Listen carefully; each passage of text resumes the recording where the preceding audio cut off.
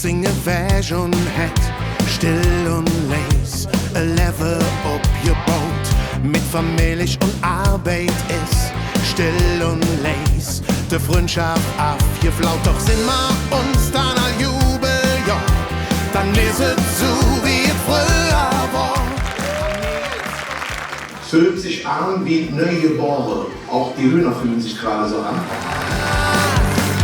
Wir sind hier und Erstmal vielen Dank, dass ihr alle hier seid. Das ist uns eine besondere Ehre, dass hier der Saal heute so voll ist. Und von daher sagen wir erstmal Danke an euch, dass ihr da seid. Vielen Dank.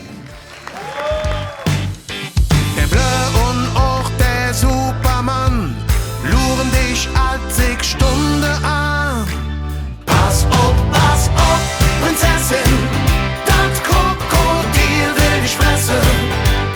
Viele schwören am besten, du bliebst bei mir und ich bei dir. Pass auf, Prinzessin, das Krokodil will dich fressen.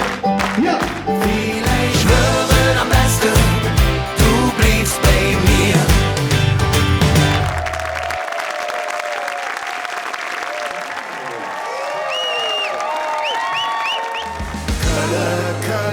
Kölle, ich will immer nur mit dir. Kölle,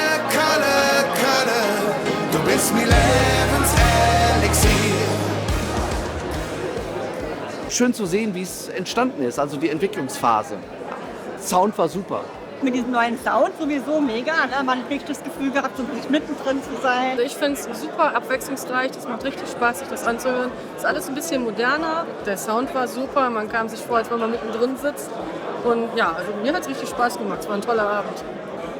Gerade das mit dem Dolby Atmos, das war schon phänomenal. Und das Gesamterlebnis halt mit den Höhnern zusammen, auch mit der Befragung vom Publikum, war eine schöne Atmosphäre und können wir jedes Jahr so haben. Es ist ein richtig geiles Album geworden. Also Kölle ist einer meiner Favoriten. Au revoir auch geil. Es sind viele fantastische Songs. Live zu hören war auch geil. So ein bisschen unplugged, aber die Studiosongs sind Zucker.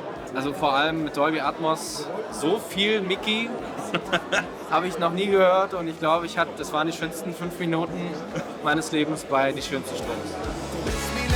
Lebenselixier.